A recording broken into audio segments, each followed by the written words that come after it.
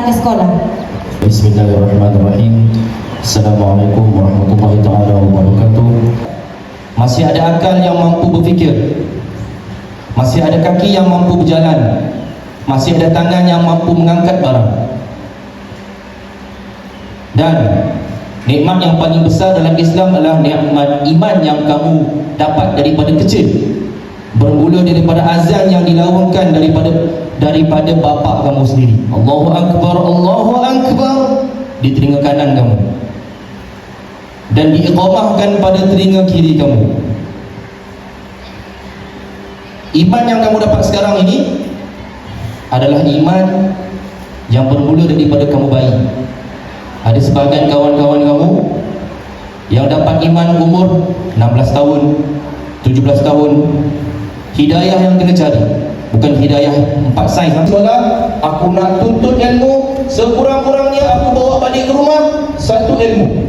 Jangan kamu hanya ingat satu perkara saja, tapi satu perkara yang kamu ingat tu kamu bawa sampai mati. Contoh, 2 tambah 2 berapa? 4. Kamu ingat sampai sekarang kan? Walaupun hanya perkara kecil saja, dah tahu 2 tambah 2 jadi 4. Berkenaan dengan niat, kamu niat datang ke sekolah untuk belajar, betul? Tapi bila kamu datang ke sekolah, kamu main, bercerita dengan kawan, mengantuk, lemah. Padahal dah tidur jam 9, tidur jam 10, bangun subuh pun tidak, lemah. Macam mana cikgu-cikgu, ustaz-ustaz boleh dengan semangat ajar kamu?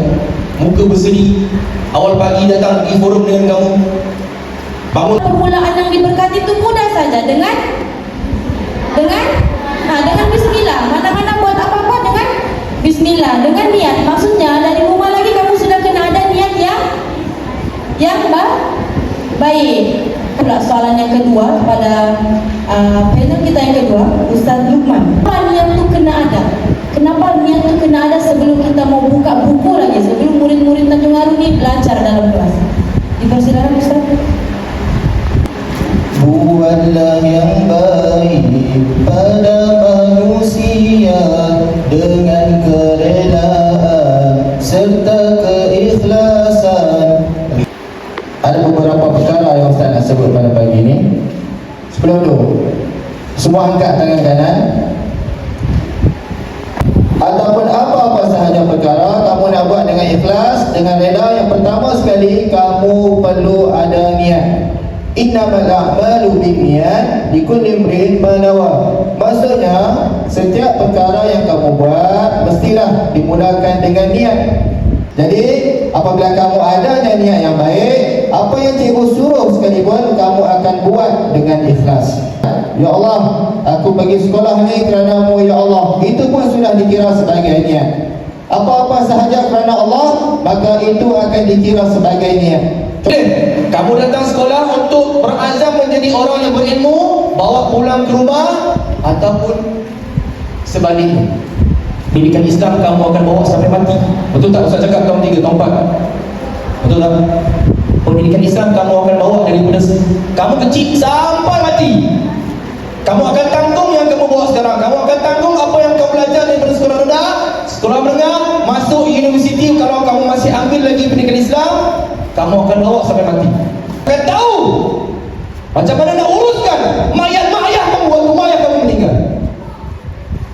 Sampai hujung tahun, apa sahaja program, dengar betul-betul, join betul-betul, datang sekolah, balik sekolah, buat kerja rumah kamu. Pastikan mak ayah kamu bangga dengan kamu bukan disebabkan kejayaan kamu. Mak ayah kamu bangga dengan kamu disebabkan kamu ada ilmu. Tahun, dah 4 tahun, dah 6 tahun. Tapi kenapa saya tak berjaya lagi Ustaz? Kenapa TP saya masih TP 1, TP 2, TP 3 Ustaz? Saya dah datang sekolah setiap tahun, 4 tahun, 5 tahun, 6 tahun.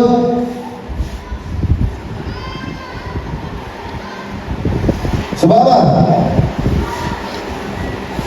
Sebab dalam diri kamu tu, kamu tak sedar apa tujuan sebenar kamu datang ke sekolah.